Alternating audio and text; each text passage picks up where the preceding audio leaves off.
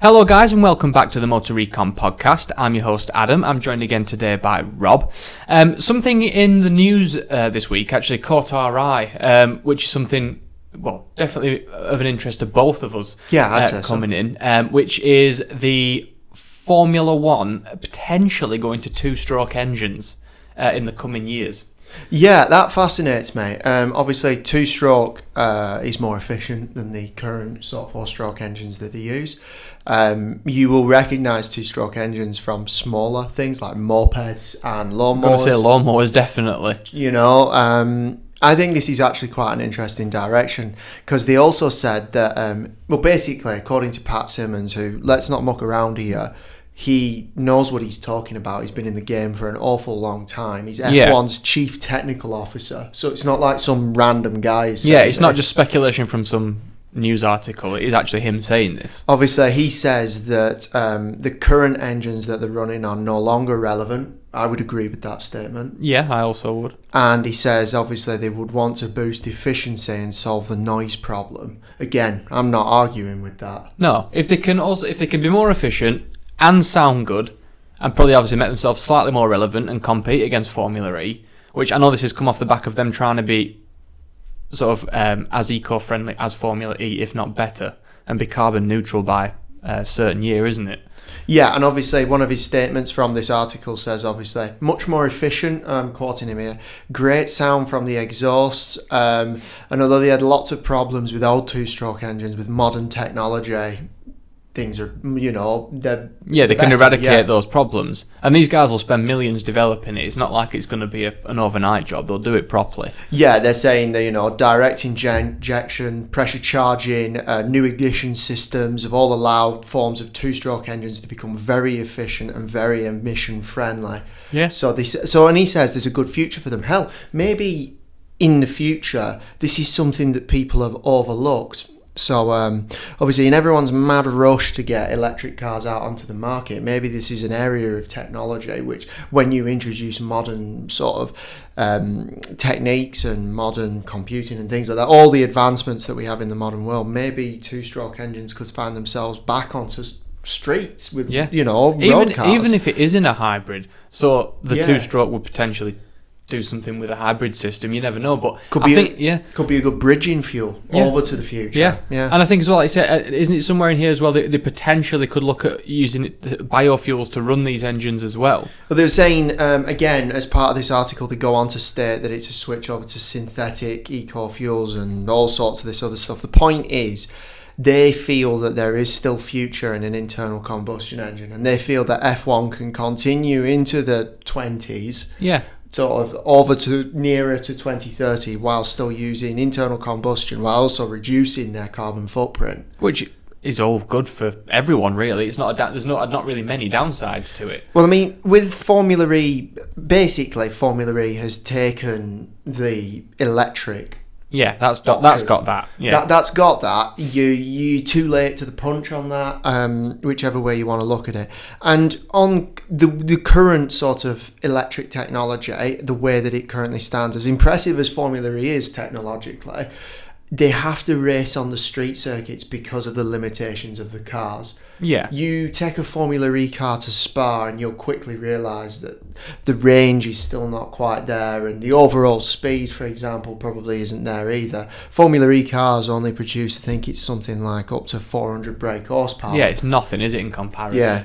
So, I mean, I can see the logic in this. I can totally. And like you said, we were just discussing before we started, like obviously, there's a lot of things around Formula One engines being allowed to rev up to 18,000 as well, which might solve the noise problem. I've never heard of two-stroke revving at 18,000 RPM. But this is something that I've long held, really. I don't think people have ever They complain about the V6s, but I don't think they complain about the fact that they are V6s. Hell, V6s have a history in F1 that goes back further than the current regs. Yeah. Back in the 80s and whatever, they were monstrously turbocharged V6 engines. Yeah, and they sounded great. Well, I think the trouble with the current ones is they sound muffled and they don't rev out high enough. Everybody can still remember the glory days as sort of your 3-litre V10s that were naturally aspirated. And I think that just comes, like you say, with them trying to do this. Like, you couldn't have the same V6 in a car now that you used to have back in the day because it wouldn't meet any sort of emissions regulations or anything. And they didn't have any filters on to filter out the noise. They've got everything on it now to make it more relevant.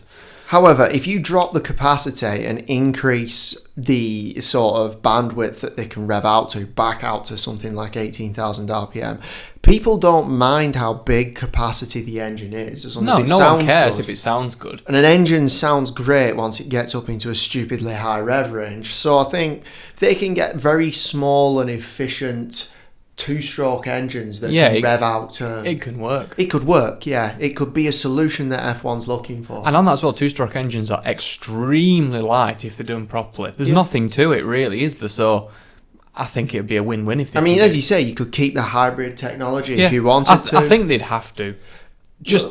I don't know how much power realistically you could get out of a two-stroke. I know the technology's there to probably make it quite good, but it's not going to be sort of your 1,000 horsepowers, 800-900s that you can get today. I think long term there's some other questions about engines in Formula One beyond just the capacity and whether they're two-stroke or not. The current regs, obviously, the V6s that they've got are very complicated and extremely expensive. Yeah. It's very difficult for smaller teams or new enterprises to come into F1 because the cost of literally just powering your car is very expensive. Yeah. There has been talk about standardised parts, so standardising parts of the engines to reduce that cost down. Which I do think is a very worthwhile thing to do for the smaller teams, especially. There is concern because F1's never been a spec series. So again, if you compare it to Formula E, the reason that Formula E is so competitive is because it is, other than the electric motors and the gearboxes and certain other elements such as software, as far as bodywork is concerned and suspension components, brakes, etc., it's a spec series. Yeah. So there isn't any outside development or independent development of those areas of the car. F1 wouldn't want to do that because that's not what F1 is. No, but specific parts they could do. Exactly. Just to make it a little bit more. But that being said, as you say, maybe these two-stroke engines would be simpler. Yeah. Easier to produce, maybe. And as you say, if they can have a few areas which are standardised and it makes it more affordable for smaller teams and new teams looking to enter F1, I can't really complain at it. Well, but this is obviously just going out on a whim, but potentially they could do the actual two-stroke engine itself being standardised, but then you develop your own hybrid system to go along with it. Because no car manufacturer these days, I mean, don't get me wrong, if it does ever happen, yeah, fair enough, but I don't think the manufacturers are going to want to develop two-stroke engines for this when they're never going to use it in any of their road cars potentially in the future. That's the real question. But if at the same token, if the technology on these two-stroke engines, if they did go down this route, proved to be very popular, and actually, given that technology has come on such a long way since two-stroke engines have been used in cars, and maybe it's now at a point where we can make them very efficient and produce very low emissions, and it suits everyone, then maybe they would put them in a car. It would be easier. Nothing's out of the question yet, is it? It's because it is old school in the respect that it's still burning fossil fuels, and it's still, although it is two-stroke, it still involves pistons. It's an internal combustion engine. But like you said, like these I've talked about doing, you can quite easily do it with a road car and make it run on biofuel or eco-fuel. Yeah, exactly. And I think it's easier to, in under the current infrastructure in the world, it would be easier to introduce a two-stroke engine back into road cars than it would be to introduce battery electric vehicles onto the road. 100%, because it's already there. And you could, even if those petrol stations had to switch from petrol and diesel to two-stroke, I don't know, natural gas or two-stroke yeah, fuel, exactly, or even if they could make it run on some sort of biofuel or something, you can just change the tank or just put a different liquid in the tanks.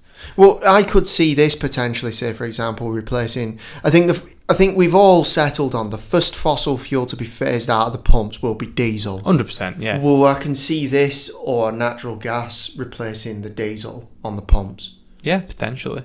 You see, that's what I mean. I wouldn't write it out. No, and I think if the technology proves to be relatively cheap to make, and it proves to be quite efficient and rugged, I don't see why people who are making super minis or small cars would think, hang on a second, we can appeal to a market who want to be more environmentally conscious but don't have the infrastructure to run an electric car. Yeah, people in flats or terrace houses. Or people who just can't afford electric cars. These would be much cheaper to produce and sell. Yeah. So that's my thoughts. All right, yeah, well, to be honest, I think it's entirely plausible. Nothing's out of the question yet, as it's all No, early it's days. not, yeah. So, right, we'll move on to something else that's definitely caught our eye in the news this week, which is the new Toyota GR Yaris. Now, this is something that's been unveiled at the Tokyo Motor Show, which is, I think it's currently happening, if not, it is going to be happening in the next week or so. Now, I think they've gone a little bit mad here, but in the best possible way. So, everyone knows what a Yaris is, tiny little small hatchback. But what Toyota have done, have given it to their rally team, essentially. Is it Gazoo Racing? I can never remember. Well, I mean, under WRC rules, they do have to homologate the cars anyways, don't they? Yeah, they do, so, yeah, I mean, for specific they ones. have to sort of develop this for the road, which is good for the consumer, don't get me wrong. Yeah.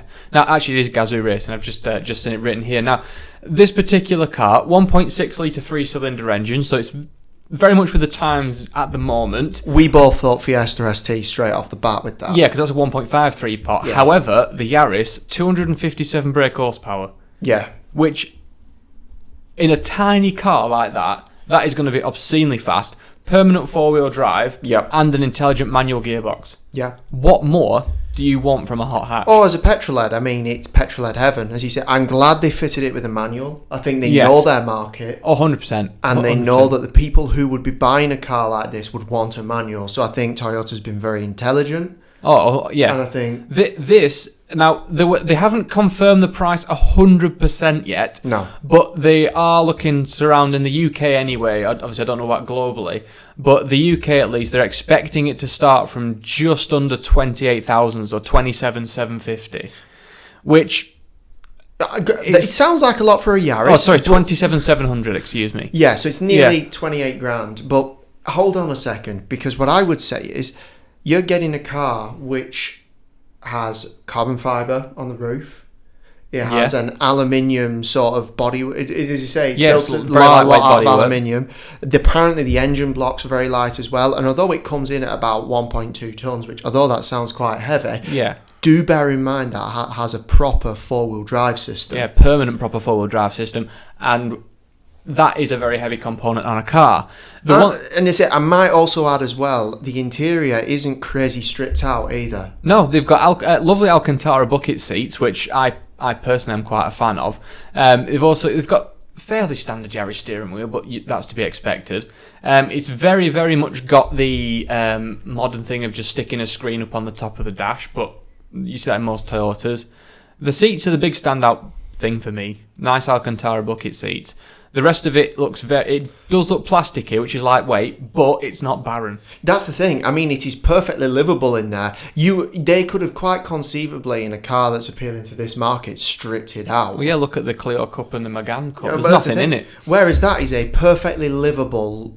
As you see, it looks quite comfortable, to be honest. Yeah. I don't know what the materials are going to be like on the inside. I haven't actually sat in one. If a normal Yaris is anything to go by, they are very, very plasticky and they do feel cheap.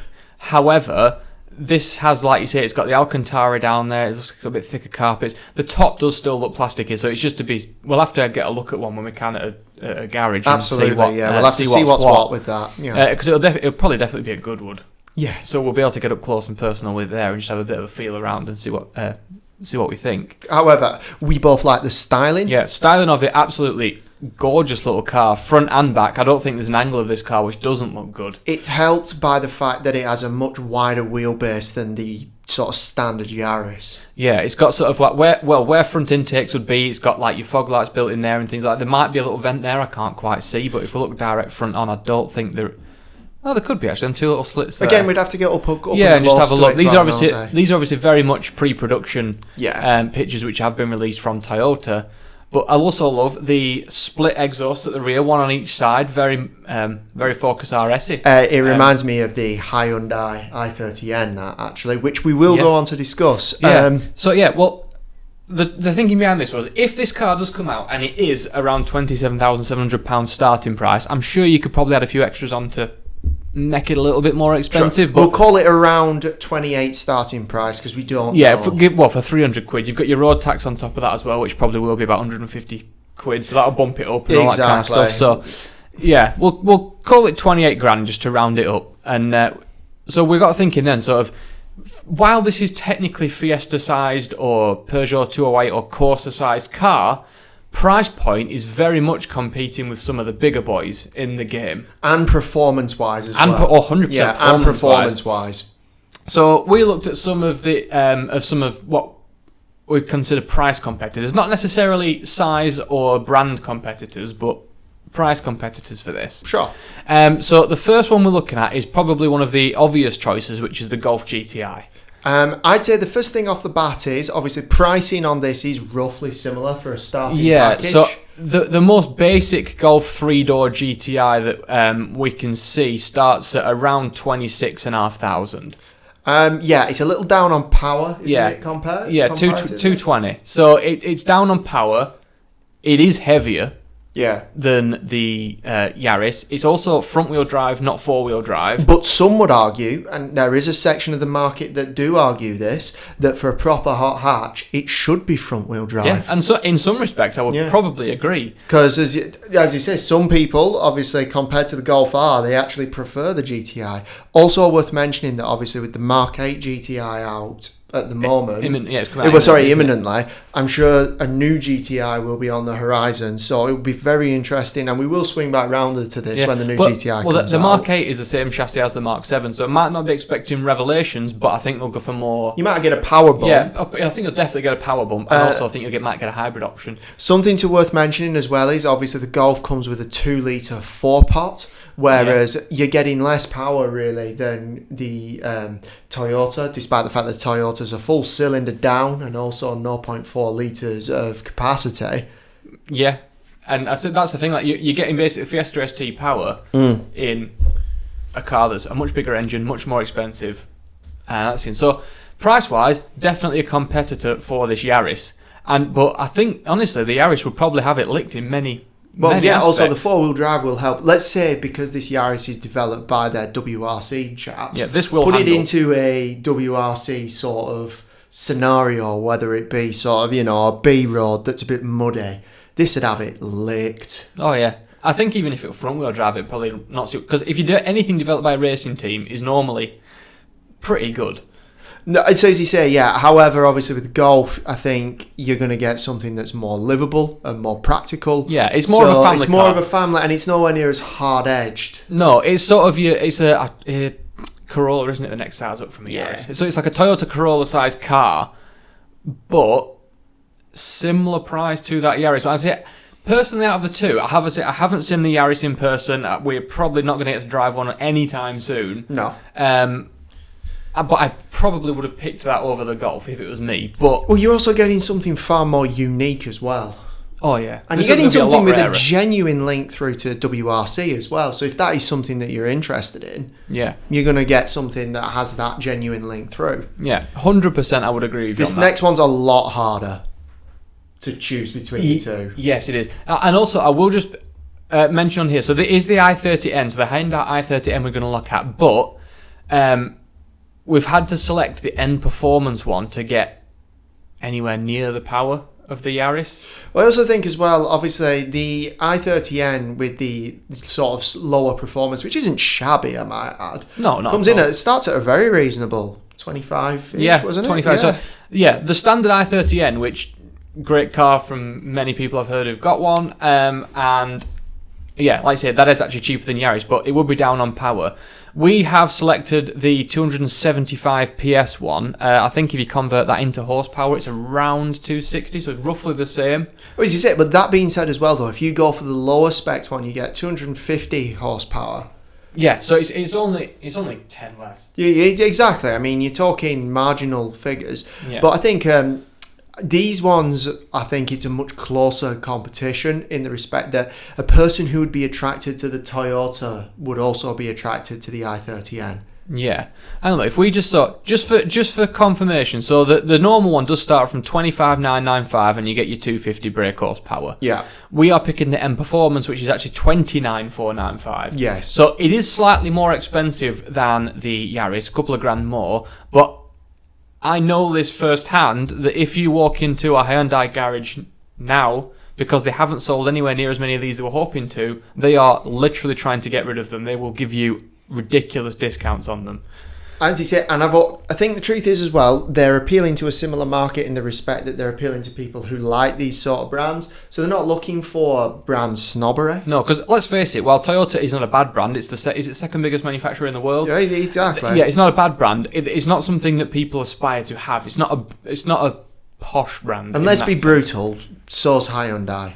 Oh, 100%. Yeah. Let's be brutal here. Yeah. However, I really do like the i30. So do I. I really do. Big respect for it. I would have it over a Golf GTI any day of the week. I think interior-wise, I think it's on that sort of level with the Yaris.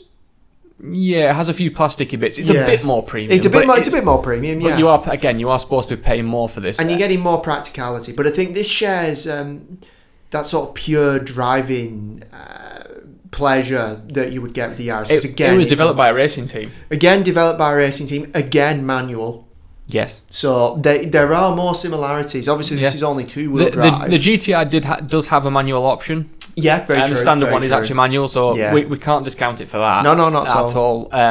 But yeah, I think out of the three, I would still have the Yaris, but it'd be a much harder, closer fight between them two. I would probably go out of the three for the i30N, personally. Personally. Each to their own, isn't it? Yeah, but as you say, it is each to your own. Yeah. So, okay, the next one is a little bit of a curveball. Yeah. I didn't realise how down on power they actually were, but it's the Kia Ceed GT. Mm-hmm. Well, Pro Ceed GT, if you're going to be specific. Now, this, again, is a 1.6, so it actually does match the Toyota in terms of engine capacity.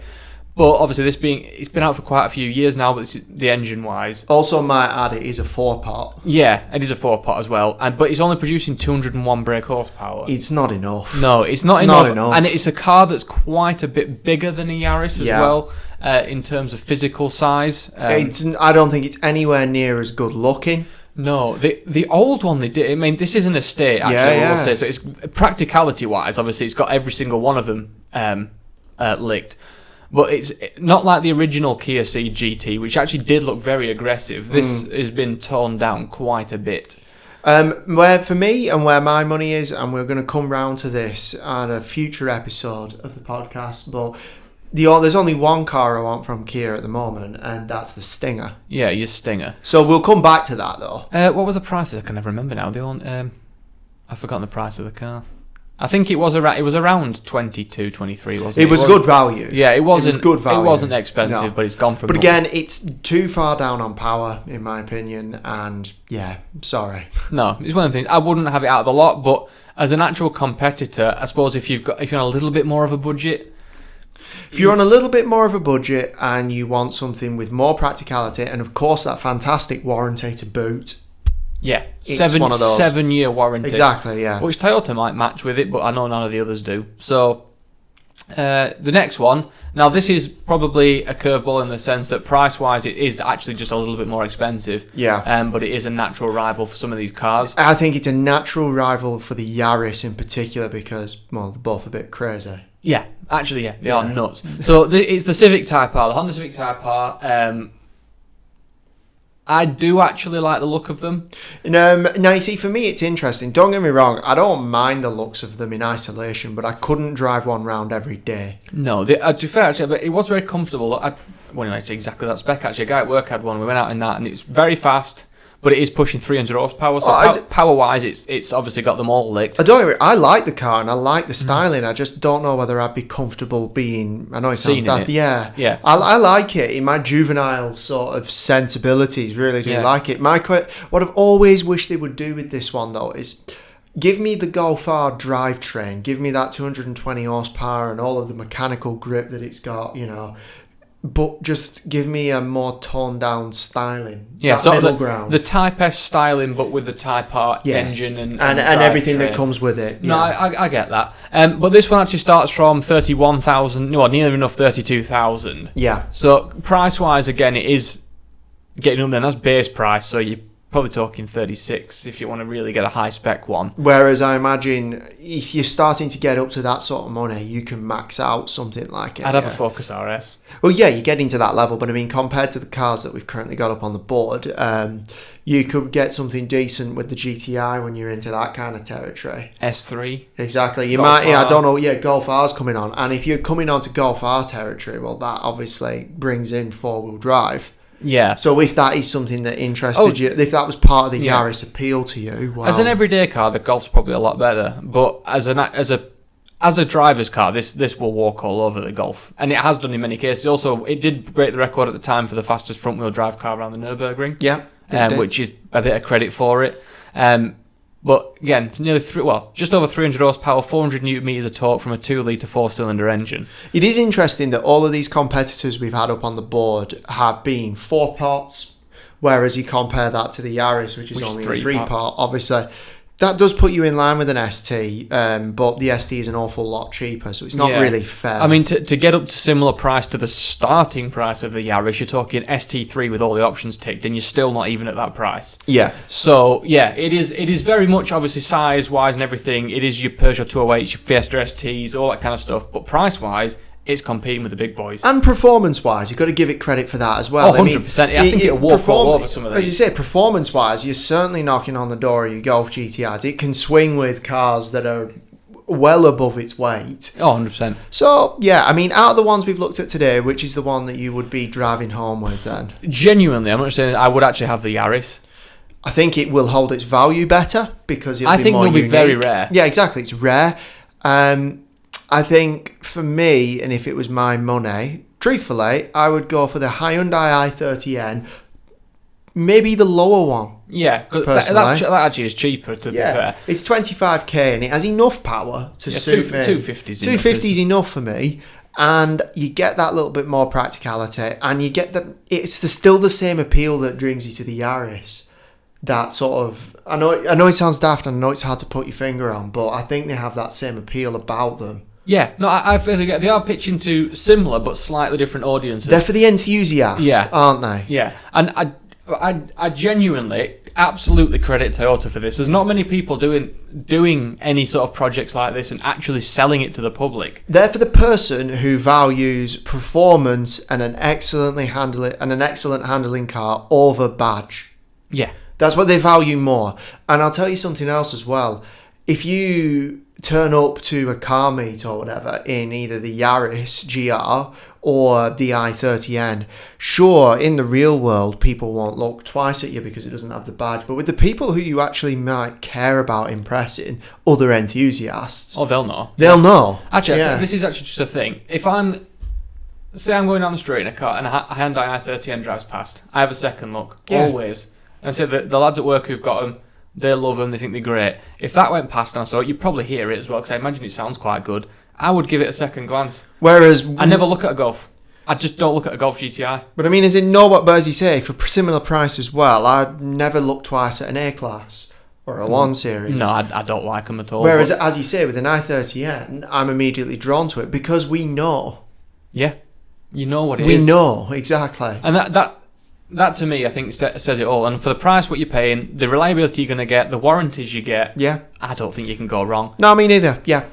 All right, well, I think that'd be a good place to wrap up today's episode. Obviously, we will be back again next week, so stay tuned for that one. Any requests for any episodes or anything like that, obviously send us a message on any of the social media links below, and we will do that for you. All right, and we'll see you again next week. See you in a bit.